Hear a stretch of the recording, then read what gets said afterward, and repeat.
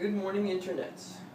Today I'm going to be presenting a method for hanging rope from the hip. There's countless ways to do this. Like everything I ever show on these videos, there's countless ways to do it. This is a way that I find useful for extra long lengths of rope, so in this case we're dealing with 35 feet. I like to point out that I prefer to use hemp for everything rope oriented. However, I just did a project where it took up 3 of my hemp lines. Another one of my hemp lines are damaged, I need to repair that. And the last one is unconditioned, so it's rather unwieldy for this. I try to loop it around and it just tangles and does its own thing. So we're stuck with cotton rope today. And purple at that. I figure it'll show up against the clothing nicely.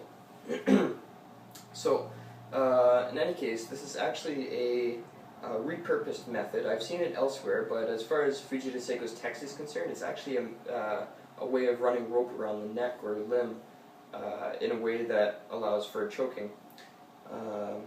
However, instead, I find it more appropriate to today's use to hang it from the hip. So, of course, like a previous video I've shown, we've got Nawamaki here, and its general effect of being able to unravel it easily.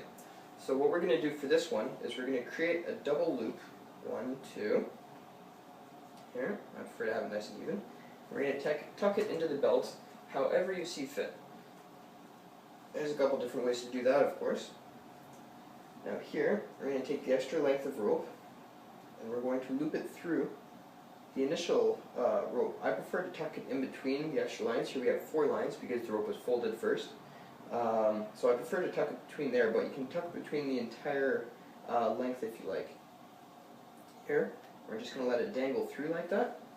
Grab the second length, dangle it through again. If you have enough, you can do a third run. And now this last little bit, the live end, I like to tuck in the belt some way, or in some place away from the initial bundle. And that's so you can reach it easily. So it can be tucked over here, be tucked over here, and voila. Alright, so you've got a fairly tidy presentation of how to carry rope on your belt. Doesn't need to be tucked up that high, nor that far in the front. So you kind of want it out of the way, but at the same time you want to be able to reach it easily. This can also be a method for looping a sword through as well. And obviously this is just for travel. It's not very effective for, let's say, in a grappling situation, as you've got all this length of rope that's easy to come loose and get tangled.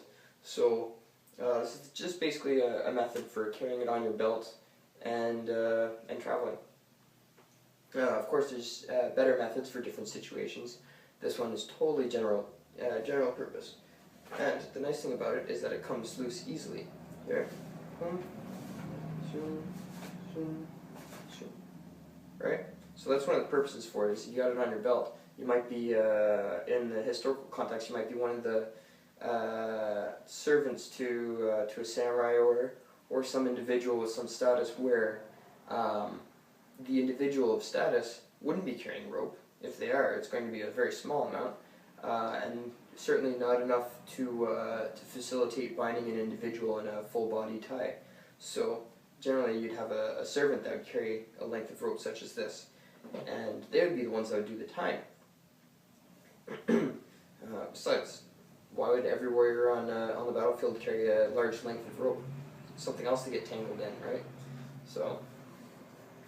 So that's just a method of hanging rope off your belt, and it is found in Fujita Seiko's text under one of the Ruha. I'll post in the description which one that is and what page. And the description for the tie is literally just to run it around the individual's neck for choking, so you can pull one length or one side of the rope and it tightens around the neck when they're bound. Alright, so that is from Fujita Seiko's text that I'm currently in the process of translating. I can really use your guys' help in funding this project, as it will take quite a bit amount of my time, and I know many of you would very much like this in English. Heck of a lot of you, actually. So, without further ado, that's how to tie rope to your belt, as found in the text.